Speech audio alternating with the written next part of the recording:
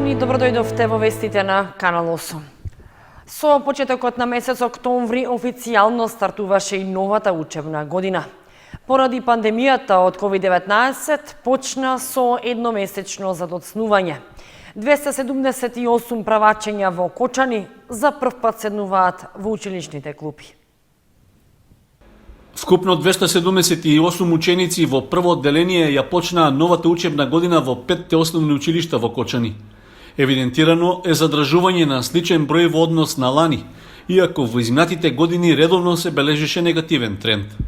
Со почитување на мерките за лична здравствена заштита, на свеченоста што се одржа во дворот на основното училиште Свети Кирил и Методиј, многу успех во образованието и здравје на учениците им посака градоначалникот Николчо Илиев. Да и посакам на сите успешна година, успешен почеток во услови кои што за жал ги имаме ова година. Ова година е нешто ново на кое за жал сите ќе мора да се привикнуваме. Започнуваме учебната година со еден месец задоцнување во услови на пандемија, каде што навистина имаме одредени проблеми во делот на почитувањето на сите мерки и протоколи, се со цел да го зачуваме здравјето на сите нас. Ова година одговорноста на сите нас, како и секоја година е голема, меѓутоа во овие услови на пандемија навистина одговорноста е голема и од сите нас се бара почитување на сите мерки и протоколи, да го чуваме први нашето сопствено здравје, чувајќи го сопственото здравје, го чуваме здравјето на нашите најмили и секако придонесуваме за подобрување на јавното здравје. Наставата за учениците од прво до трето одделение во основното училиште Свети Кирил и Методиј ќе се одвива во два термина, односно поради бројноста на учениците паралелките ќе бидат поделени во две групи. Овие паралелки кои што се од прво до трето одделение, а тоа се 12 паралелки на број, поради нивната обемност, односно големина, ние сме принудени да ги поделиме во две групи и токму поради таа причина наставниците ќе одржуваат настава најпрво со првата половина од паралелката од 7 до 10:30 или 11 часот, 11:30 во зависност од тоа кој ден колку часови има дадената паралелка. Ќе направиме пауза од половина час помеѓу првата и втората група за да направиме целосна дезинфекција на училишните простории. Веднаш потоа одделенските наставници продолжуваат со настава и со втората група, а откако ќе завршат со наставата и со втората група, повторно ќе правиме пауза од половина час за повторно да ги дезинфекцираме сите простории и веднаш потоа започнуваат со онлайн настава наставниците од предметна настава. Во оваа учебна година во општина Кочани настава ќе следат вкупно 2783 ученика во основно и 1217 во средно образование. Во основното музичко училиште запишани се 163 ученика. Инаку во рамките на својата општествена одговорност, компанијата ИНТ од Кочани за сите ученици обезбеди заштитни маски. При тоа поделени се 12.000 маски за лична заштита, односно по 3 за секој ученик.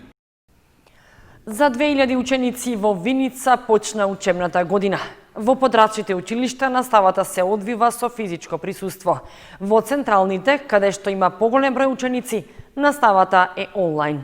136 правачења за прв пат седнаа во училишните клупи, а наставата се одвива согласно сите протоколи и мерки за заштита од COVID-19. Според посебни протоколи и мерки за заштита од COVID-19, за 2000 ученици учебната година почна и во Виница. 136 правачења за прв пат седнаа во училишните клупи, кои ќе мора да се научат да држат дистанца и да носат маска. Во двете централни основни училишта Гоце Делчев и Славчо Стојменски, како и во средното Ванчо Прке, наставата се одвива онлайн за учениците од 4 до 9 одделение, односно од 1 до 4 година, а само од 1 до 3 одделение имаат настава со физичко присуство. Во подрачните училишта и во училиштата Гоце Делчев во село Драгобрашта, Кочо Рацин во село Блатец и Никола Парапунов во село Драгобрашта, наставата се одвива со физичко присуство. Онлайн наставата ќе биде вистински предизвик за сите ученици и наставниците и ќе се бара максимално залагање како од учениците, така и од родителите, истакна градоначалникот Димитров. Наставата почна редовно, правачењето има прв час во кој што се запознаа со новиот начин и новото функционирање во нивниот живот. Меѓутоа мораме да истакнеме дека освен во гимназијата Ванчо Прке во Виница, а основното училиште Славчо Стоименски во Виница и основното училиште Гоце Делчев во Виница, во сите останати потрачни училишта наставата се одвива тековно, значи учениците од прво до 9 оделение имаат физичко присуство, додека овие три кои што ги спомнав имаат онлайн, од 4 до 9 оделение имаат онлайн настава. Посакувајќи им успех на сите ученици и наставници, Димитров апелираше сите да бидат трапеливи, истрајни и почитувајќи ги мерките за заштита од COVID-19, заеднички да се придонесе за успешен старт и за окружување на новата учебна година. Националната платформа за учење од далечина пред стартот на учебната година покажа слабости, но Министерството за образование и наука уверуваат дека проблемите ќе се решаваат тековно. Домакинствата и предпријатијата од селата Оризари, Горни Подлог и Мојанци од следниот месец ќе плаќаат надоместок за собирање и пречистување на отпадните води. Едногласна одлука за тоа донесе Советот на општина Кочани, како една од врските од договорот за изградба на пречистителната станица. Од наредниот месец, жителите на селата Оризари, Горни Подлог и Мојанци, кои се приклучени на градската водоводна мрежа во Кочани, ќе плаќаат надоместок за канализација. На последната седница на Советот на општината беше донесена одлука да се задолжи комуналното предпријатие Водовод да ги фактурира услугите за собирање, одведување и пречистување на отпадните води што се испуштаат од споменатите населени места. При тоа фактурирањето се однесува и на физичките лица, односно на домакинствата, и на правните лица, односно на предпријатијата што функционираат во трите села. Со оглед што од минатата година со пуштањето во употреба на пречистителната станица за отпадни води кај Мојанци беше извршено приклучување на колекторскиот систем за трите населени места, неопходно е за услугата да се плаќа соодветен надоместок. Согласноста за задолжувањето на комуналното предпријатие да ја фактурира услугата беше едногласно од сите советници, при што имаше и кратко објаснување за неопходноста од нејзината примена. Сите знаеме дека еден од условите за истиот проект, кој што чинеше близу 23 милиони или 27 милиони швајцарски франака, дека беше услов одвојување на атмосферската од фекалната канализација, која што се направи во голем дел од градот, а треба да продолжи и понатаму. Меѓутоа, со оглед на тоа што дека овие села се веќе приклучени, сите на истиот колектор и веќе отпадните води одат директно во фабриката, значи ние имаме должност да ја објасниме на граѓаните дека за сета таа работа ќе бидеме спремни, значи бевме спремни, дискутиравме, имало дискусии уште пред 10 години, јавни расправи дека секој граѓанин на ова општина е должен да плаќа одреден надоместок за да извршиме пречистување на истата и со една единствена цел да направиме една еколошки чиста зона во реката Брегалница. Ќе бидам многу среќен и горд кога ќе дојде моментот кога општина Виница ќе биде приклучена кон истата и ќе придонесе во зачувување на животинскиот и растителниот свет. Затоа што мислам дека секој како граѓанин ако имал прилика да отиде да види како беше ситуацијата со Оризарска река и со Брегалница после Кочани, тоа беше една страшна ситуација која што слики доаѓа од рибари, од сите, затоа што нели се излеваше целата канализација во истите реки и го загадуваше. Според важечките цени што ги определува Регулаторната комисија за енергетика, надоместокот за прочистување кубен метар отпадна вода просечно изнесува околу 14,5 денари, а дополнително се плаќаат уште околу 16 денари од кубен метар за собирање и одвод на водата. Тоа значи дека износот на сметките ќе се зголеми за околу 1/3 во однос на досегашната сума што се плаќа само за потрошена вода за пиење. Со оглед што одлуката влегува во сила со денот на донесувањето, а ќе се објави во службен гласник на општина Кочани, ова значи дека од наредната сметка за комунални услуги ќе биде вклучен и износот за прочистување и собирање на отпадните води за жителите од Оризари, Горни Подлог и Мојанци. Средношколците прифаќаат онлайн настава, но на краток рок. За ова се согласни и средношколците од Кочани, кои истакнаа дека го поддржуваат Сојузот на средношколци и заеднички бараат комбиниран модел на настава од ноември. Додека некои средношколци во одредени градови во државата уште на првиот училишен ден почнаа со протести и бојкот на онлайн наставата, кочанските средношколци заедно со повеќето во средните училишта во државата остануваат на ставот дека ќе почнат со онлайн настава, но само до моментот до кога ќе се подобри епидемиолошката слика во државата. Средношколците сакаат комбиниран модел на настава, доколку се подобри состојбата со заразени од COVID-19 и да имаат онлайн настава само еден месец, односно доколку не се случи комбиниран модел на настава во ноември, спремни се да ја бојкотираат онлайн наставата. После одлуката на Министерството за образование заедно со владата да ја почнат учебната година со онлайн образование, Генералното собрание на Унијата на средношколците се собра и едногласно го изгласа предлогот, односно предлогот кој предлага да го поминеме првиот месец од учебната година, односно месецот октомври, со онлайн присуство, односно со онлайн тип на учење, а во ноември, почетокот ноември, ако се стабилизира состојбата, тоа ќе се консултираме додатно со експертите, да почнеме со физичко присуство. А воспротивно, ако биде состојбата стабилна, а продолжиме со онлайн присуство, ќе почнеме со бојкот на наставата. Под бојкот, сакаме да кажеме дека ќе ја бойкотираме онлайн наставата, односно нема да се појавуваме на онлайн часовите.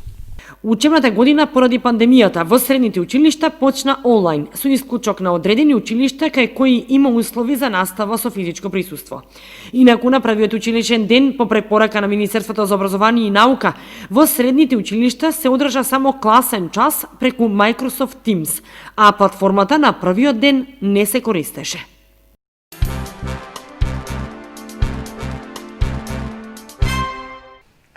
Народната банка на Република Северна Македонија и Министерството за финансии објавија конкурс за ученици од основното и средното образование по повод Светскиот ден на штедењето 31 октомври.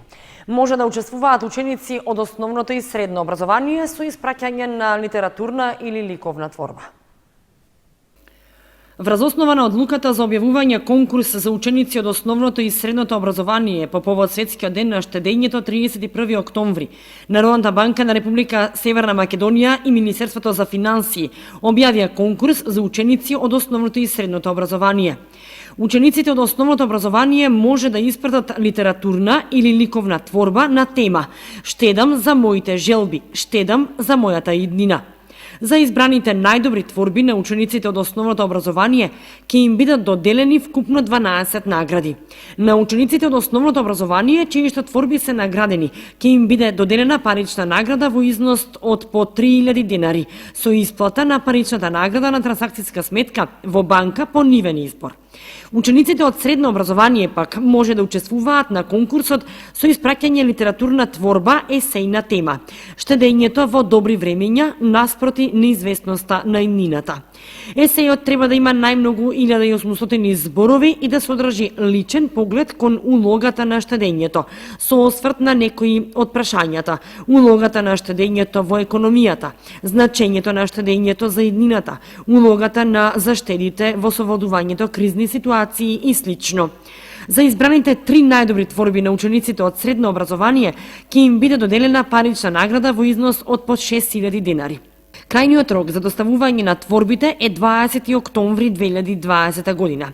Сите творби може да се достават директно до архивата на Народна банка или преку пошта. Литературните творби може да се достават по електронски пат.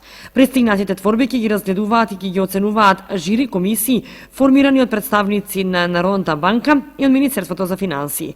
Списокот на наградените ученици ќе биде објавен најдоцна до 31 октомври 2020 година.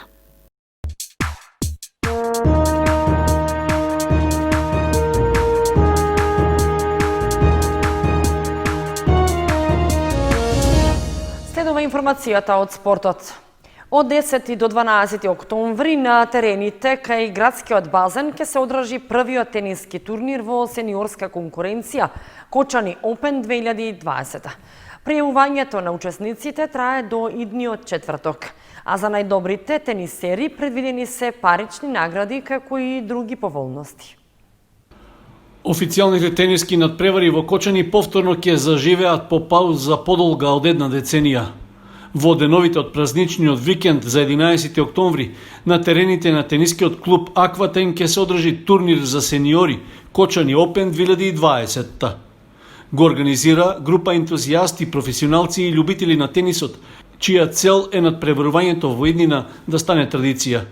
Интересот за учество е солиден и според најавите досега се пријавени 30 на надпреварувачи од неколку градови во државата.